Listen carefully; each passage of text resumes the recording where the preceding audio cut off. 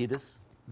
This is a map of all of the history of the expulsion of the Jews in Europe. They've been like, I have never seen a minority being kicked around this much, right? And of course, this comes back to the, the whole idea about the original sin, that you have betrayed Jesus Christ. The blood of Jesus is on your hand. And then comes the 11th century. At that time, Jewish people were not allowed to own land. They were just peasants. Even some of the professions they were not even allowed to participate in.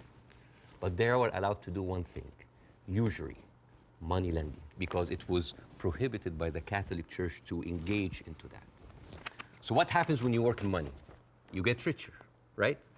And those Jews lived in ghettos. Now, ghettos was not just like isolated neighborhoods in cities. Sometimes ghettos were outside the city. This is like how isolated they were. And in those ghettos, they have to pay gold to the mayor or the governor or the prince or the noble. So they would see, you're getting richer. I need more taxes. So they pay tax. What happens when you have a business and they increase your rent? You increase your service, increase the taxes. So what happened? The Christians started to default. And suddenly, the image of the greedy Jew was created. This was created because of their conditions. And it became worse in 1095, when Pope Urban II called for the first crusade to go and save the birth of Jesus from the unbelievers Muslim. And this crusade did not kill a single Muslim. You know how many people they killed? 2,000 Jews. Because it's like, wait, the non-believers are all over there. Why? So they went to it's called the Crusades of the Rhineland. So they went to the Jewish community because, hey, we own the money, so let's kill them better than paying them. And then came the plague. And then all of the things like, oh, they're killing babies, who would do that to a baby, And they accused them of poisoning the well. This was the kind of oppression that the Jewish people went through.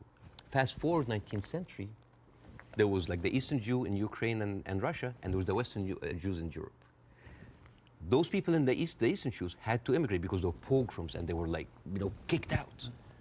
And at a certain point, the people in the West, especially in England, it's like, there are too many Jews.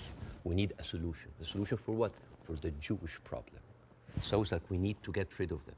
And you know what? Palestine was not even in the A list. Palestine was in the B list. Because England proposed 6,000 square miles in Uganda for the Jews, 1903. And the reason why Palestine was not on the list, that it was objected by a lot of rabbis that said, like, it's a promised land, but only when the Messiah comes. But there were other options, Argentina, South Africa, Uganda, Madagascar. And eventually, they said, all right, let's do Palestine. So they went to Palestine in 1914. There was 700,000 people living in Palestine, 3% were Jewish. 1917, Balfour Declaration. Arthur Balfour, he called the Jewish people in England that they are alien and hostile race. And the thing is, the only Jewish member of the parliament, of the English parliament, Lord Montague, he objects, like, these are British citizens, we should not kick them out. So they pushed them, but it was not going fast enough. Came the Nazis. And then it was not about the solution anymore. It was the end losing, the final solution by Hitler, because he needed an answer for the Jewish question, the Judefrage. And then, as you see, the Holocaust happened, the most orchestrated, industrialized, horrible genocide in our modern time. 6 million Jews died.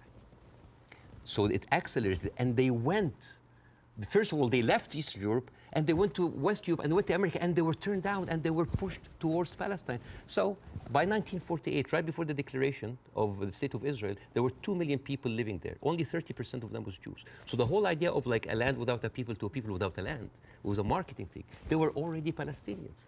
So suddenly, from our perspective, the Jewish problem is not a Jewish problem, is not a Middle Eastern problem, is not an Arab problem, it is a European problem.